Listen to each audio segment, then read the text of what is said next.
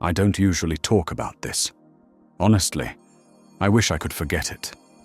But every time I close my eyes, every time the lights go out, I still hear the sounds from that place.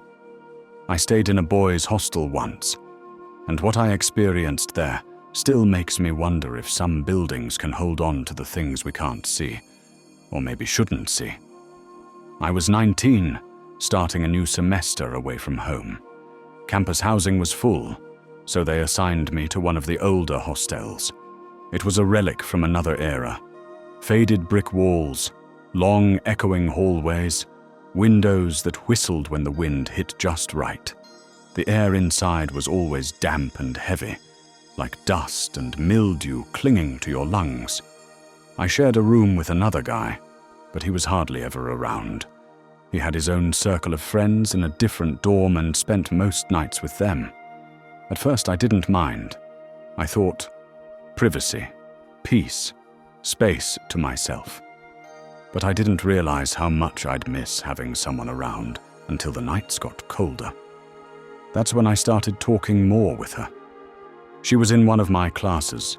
We'd been hanging out, and by the time I moved into the hostel, we were spending hours texting, sometimes calling until late.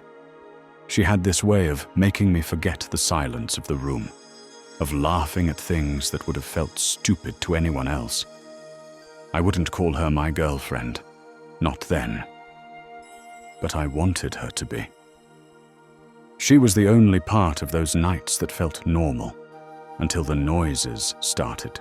About a week in, I was lying on my bed with the phone to my ear, half listening to her voice, when I heard footsteps in the hallway.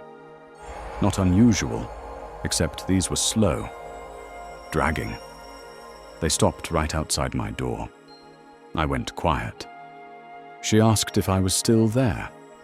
I said, yeah, trying to keep my voice steady. I told her it was nothing, probably someone going to the bathroom. But deep down, I knew the sound of someone standing still outside a door. The footsteps didn't move on. When I finally opened the door, the hallway was empty. That became a pattern. Around 2 or 3 in the morning, I'd hear those footsteps again. Sometimes the handle would rattle softly, just once or twice, like someone was testing the lock. I'd stay on the phone with her longer and longer, just listening to her voice until I could finally drift off. But then the whispers started. They drifted through the vent above my bed. Low, urgent murmurs, too faint to make out, but too close to ignore. One night, after saying goodnight to her, I turned off the lamp and lay in the dark. That's when I heard it. Breathing. Not mine, not faint. Heavy. Uneven. Inside the room. I sat up, heart pounding, and turned the light back on. Empty. But the wardrobe door was cracked open. I knew I'd shut it. After that, things escalated. My shoes weren't where I left them. My books stacked strangely. My bedsheet tugged halfway down in the night. When I told her, she got quiet. Then she said, "You should stay on the phone with me, no matter how late. Just keep me there, okay?"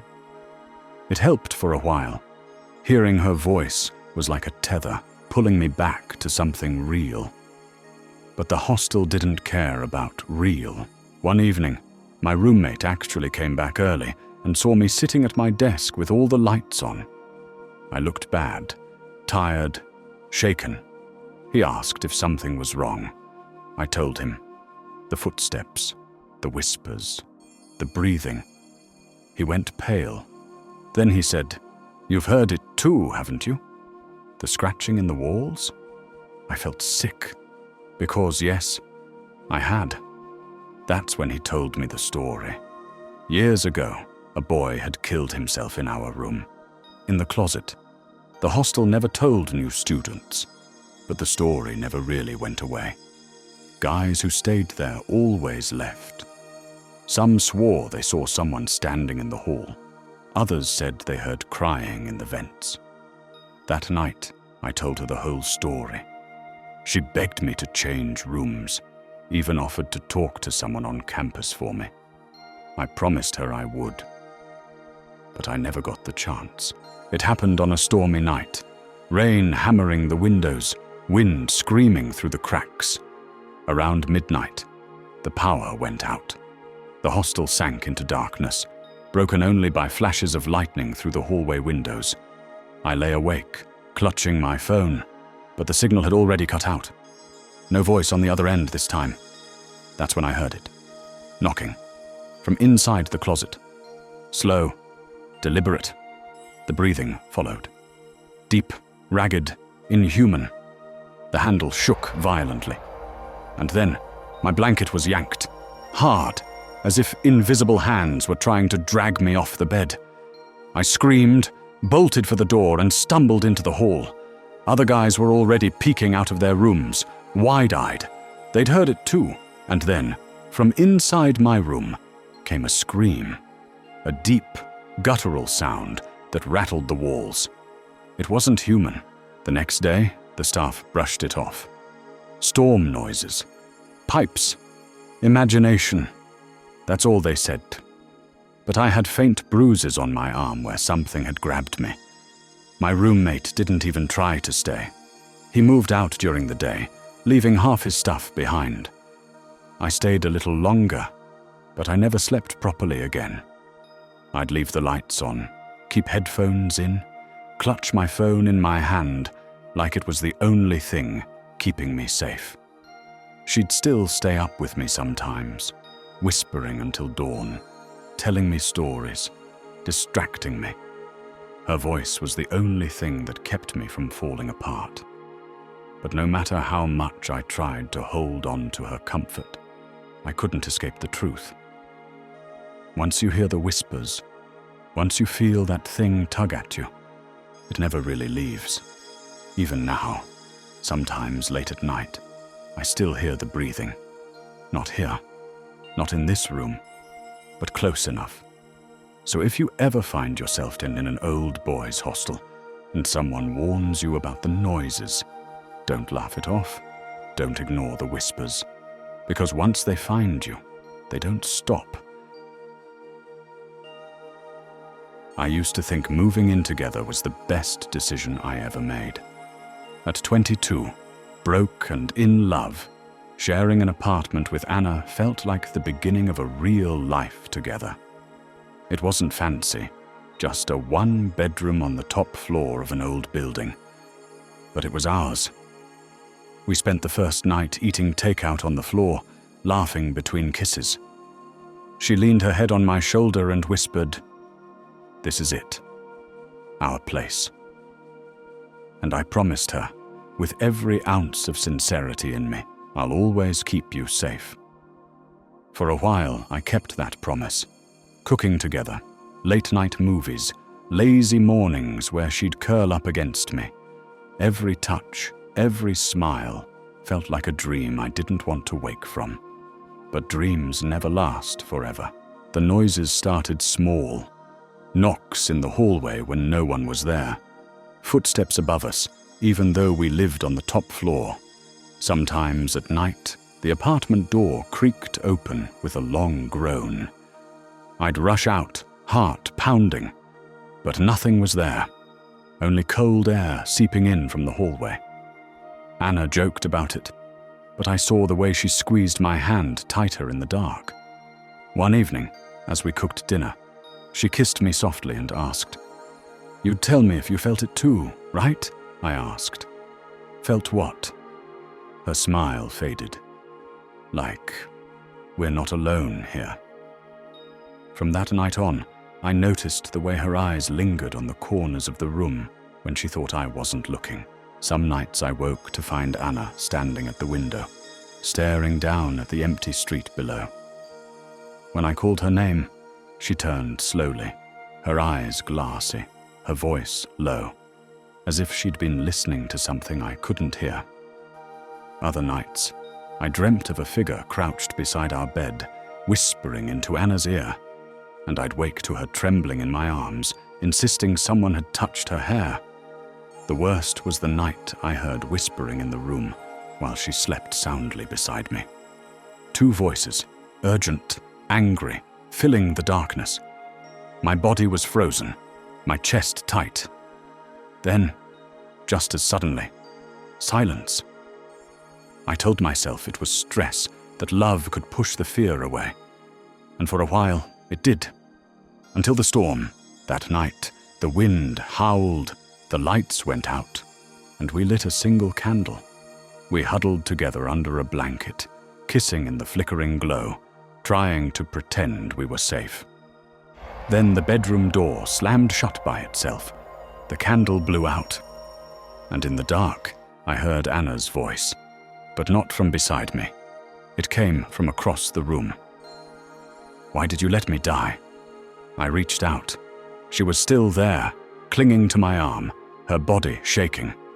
But her voice, her other voice, echoed from the corner, closer, sharper. "You promised to keep me safe." A smell of rot filled the room. Lightning cracked, and for a split second, I saw her. Not Anna, but something wearing her face. Black eyes, a mouth stretched impossibly wide.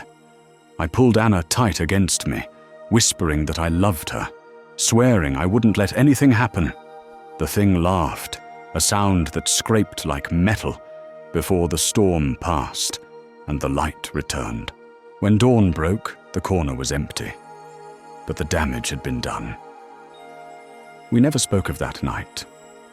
We leave the lights on now, and when she shivers in my arms, I pretend not to notice. I still love her. God, I do. But sometimes when she kisses me, I wonder if it's really her lips I'm tasting, or something else borrowing her warmth. And at night, when the apartment grows quiet, I can almost hear her voice again, whispering from the dark corner of the room, reminding me of the promise I already broke. I've avoided telling anyone the full story for decades. Even now, at 40, just thinking about it tightens my chest. But it all began the year I turned 25, when Sophie started haunting me in ways I couldn't escape. Sophie, my school love, my first everything. 7 years together. Every birthday, every holiday, every late-night conversation. She was my world. I can still remember the smell of her hair, the curve of her smile, the way she'd laugh at the dumbest things. Then I found out she cheated.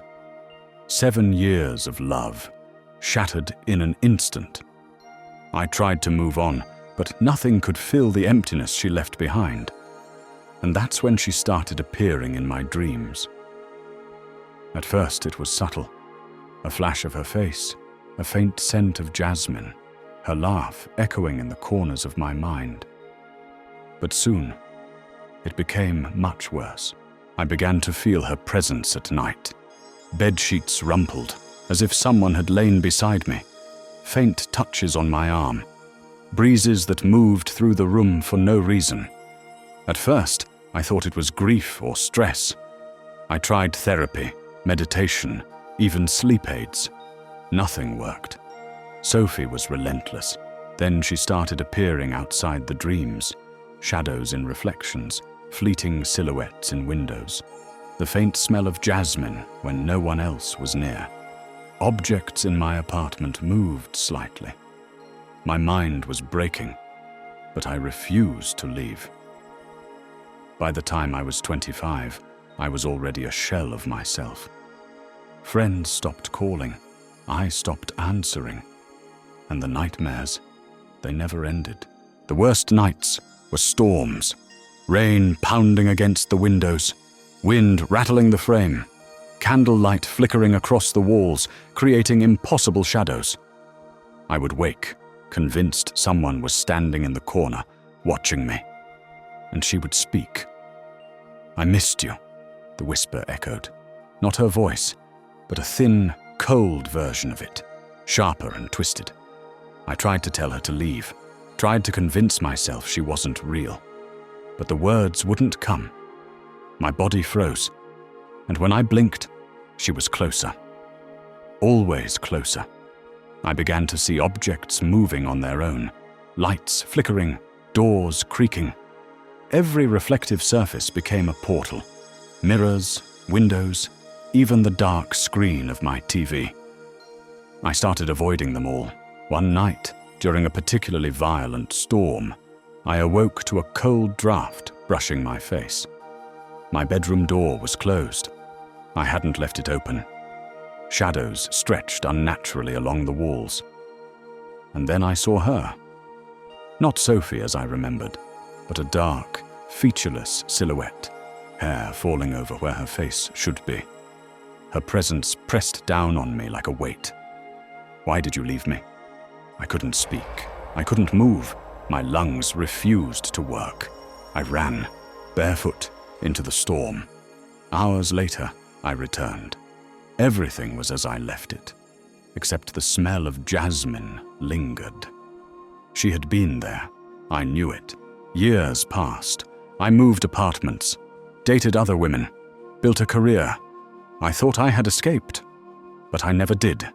Even now, decades later, I feel her presence at the edge of my vision. Sometimes, in quiet moments, I catch a whiff of jasmine, and my stomach twists. She wasn't just a ghost in my dreams. She was a ghost in my life, the part of me that couldn't forgive, that couldn't let go. She took a piece of me and refused to return it. And sometimes, late at night, I still wake, alone. But not really alone. And I swear I can hear her whisper my name.